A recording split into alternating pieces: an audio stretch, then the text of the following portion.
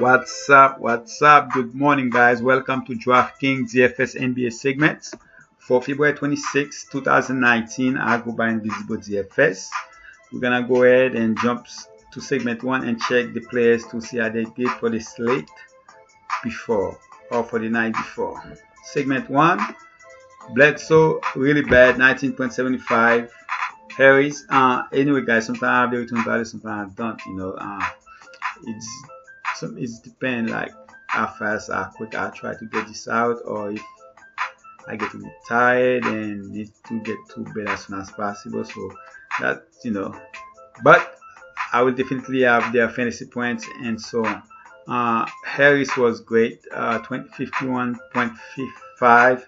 Like I said, he most likely gonna be the guy over there. So I guess I should have used that as my reason not to play Simmons, because Simmons played great in the first half, but not so much in the second half. Not sure what happened.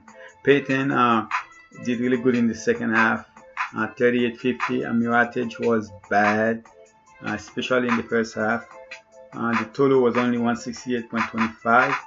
And my other three guys was really good. You had Bagley at 48.25, Whiteside 49.25, and Rose 26.25.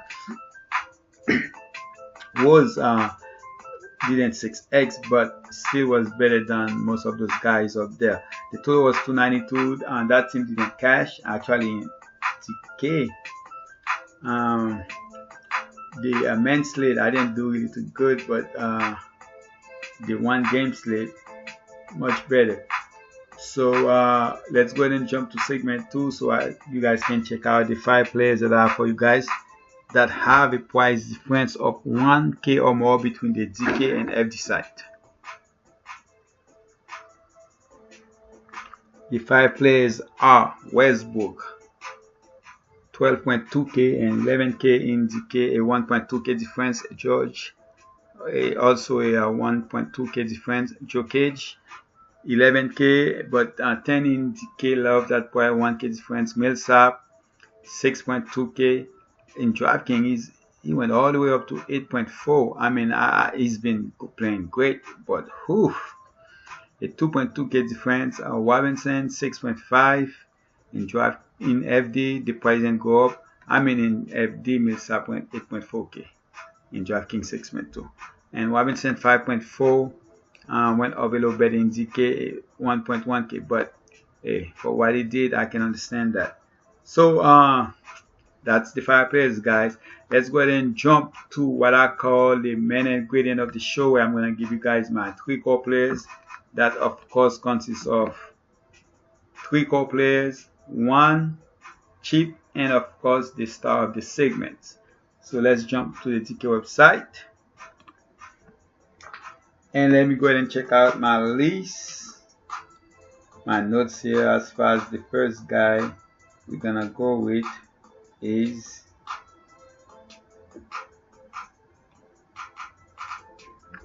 Jamal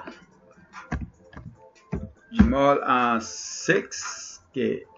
If you check last game, he only played 24 minutes and had 31 fantasy points. That was really good, and it was a blowout. So because of the blowout, he didn't get to play as much as he would usually play, which is about 32 minutes. So so don't look at the minutes as why he played that. So look at the score, then you will realize why. So Jamal Murray is my first core player on a 3-game slate. As far as my second core, guys, I'm going with Millsap. I'm one of the few guys that like Millsap more than most people. I'm very surprised that I didn't put him in my last. That was the first time in the last 4 games I didn't put him actually in my core players. But he's definitely, well, I had him on the cheap play when it was 4.6 or 4.7. So Millsap is a core player right now. He's playing out of his mind since he got back. Now his minutes are up. Even in the blowout, you see he still played 32 minutes. So Millsap definitely will be a core player for me. And his price didn't go up in FD, in DK, but in FD just all the way to 8.4, a 2.2k difference. Millsap will be my second guy. And as far as my third, I had a couple choices, guys. the couple choices I had, I was thinking of Walls, Gordon, even Dennis Smith, Isaac, Siakam or Siakam, whatever you want to call him. All those guys, especially Siakam, he's been playing really, really great. So that's a guy you can use if you want to. But I decided to go with Al Horford against Toronto. They're gonna need him. So Toronto. So that's because of that reason I'm gonna need them. I know the last game, that was his first game in like 5 games or so on, that he didn't actually have a good game. 28, that was basically a bad game for him. I expect him to bounce back. If he played 30 minutes, I expect him to have more than 28. So Horford, I'm gonna play with him as my third call. And as far as my cheap play, I'm gonna go with TJ. Augustine at 4.1k. His price never really go up or down much. So actually his price is going down, even though he has actually been decent. 27 minutes, but 28, 26 points. So Augustine, if somehow he can get me anything between 22 and 31, I'll be happy with that on a 3-game slate. So Augustine is the guy I'm gonna go with as my cheap play, unless if you get some kind of news, or unless by the day news change things and make me like somebody else more. And as far as the star, I'm gonna go with that last game and go with Paul George. Last game was the first time in a long time that PG didn't have a good game, 38 fantasy points. So I expect him to bounce back in a loss, and actually I'm gonna pick him to win that game too. So PG, expect him to bounce back for at least 50 fantasy points, and will be my go ahead and go to guys. So if you guys wanna change Augustine, if you're gonna use all 5, you can put Augustine in the PG at point guard and Jimmy Murray on the shooting guard position if you wanna do that. Alright, so that's it guys. Let's jump to segment 4. I can give you guys my chippies, so you guys can see the list of the chippies.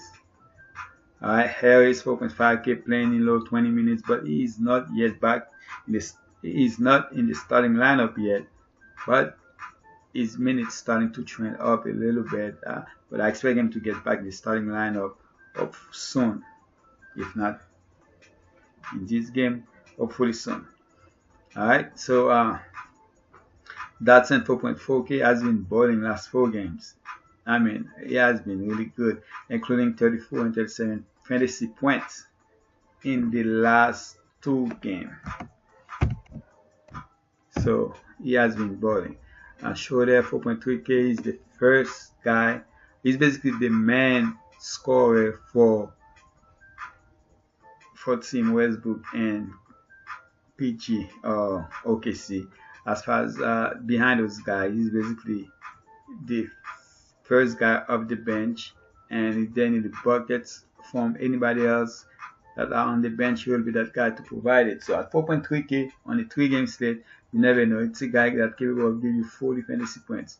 I'm not saying he's gonna get there. I'm not even saying he's gonna get you 30, but 4.3k is definitely deserved to take a chance on. Hayward 4.3k, like his price, and hope he can deliver. So I will definitely take a chance on him. Allen 4.3k, score at least 27 fantasy points in the last 4 games. So his price never move up, so why not? Smart 4.1k, play over 30 minutes as a starter, and it is only a 3-game slate. The problem with Smart is very unpredictable. You never know when you can get those fantasy points out of him. So one day you might get 50, and the next day you get like 5. Augustine, I will talk about him. And Green 4k, over 23 fantasy points in 4 of the last 5 games. So guys, that's basically it. So let me go ahead and jump to the alright, so yeah. Alright guys, that's my players right now, guys. That's them. It's a 3-game slate, so you know, any little thing can mess you up unless if you know, and a lot of those guys gonna be very high on, especially George and probably Westbrook. So probably gonna be the most 2-on players in this slate. Alright, so Millsap, based on what he's been doing, Masol, because people don't really play him much, so that's probably might be one of the low-on players. And by low-on, I'm talking about like 15-18%. So anyway, guys, good luck. I appreciate you guys. I appreciate everything. Let's continue winning, even though I didn't win last night. But hey, today is a whole brand new day. I appreciate you guys. Like, turn on your notification, subscribe, and if anything I need to change or if you guys have any questions, if I can answer them, I will try my best to answer them. If I can't, I will also let you guys know. You know, there's no need to do it any different way. So I appreciate all your comments, guys. I appreciate everything for showing the love. I'm feeling it. Good luck. Don't spend money that you guys cannot afford to lose. And I'm out.